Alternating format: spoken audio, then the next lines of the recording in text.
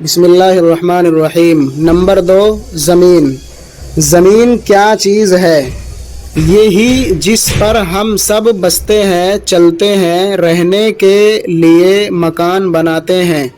देखो, ज़मीन पर हरे हरे पेड़ उगे हुए हैं, कोई छोटा है, कोई बड़ा। इनमें से बाज़े आदमियों ने बोए या लगाए हैं।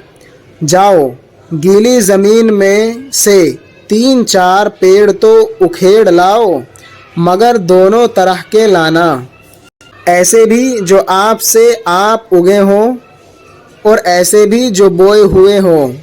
अच्छा, अब हर एक का नाम बताओ, ये हमारे किस काम आता है? इससे हमको क्या चीज़ हासिल होती है?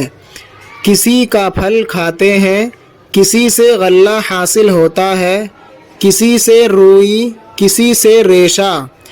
अब तुम समझे कि ज़मीन कैसी ज़रूरी और काम की चीज़ है।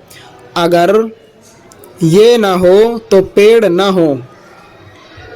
खाने को अनाज, तरकारियाँ, पहनने को कपड़ा लत्ता, घर का सामान, बनाने को लकड़ी क्यों कर मिले। अड़े वक्त, मुसीबत का वक्त, रेशा, फल का तार, दरख्त की रग, लत्ता, चीथड़ा।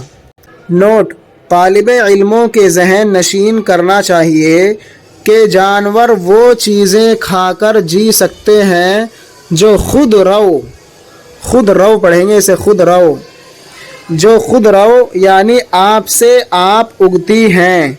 हमारे लिए खुद रव काफ़ी नहीं, बल्कि मज़रूआ यानी जिनको हम बोते हैं चाहिए। तलबा से मज़रूआ पौधे उखड़वा कर हर एक का नाम और काम पूछा जाए। वो ना बता सकें तो उस्ताद बताएं।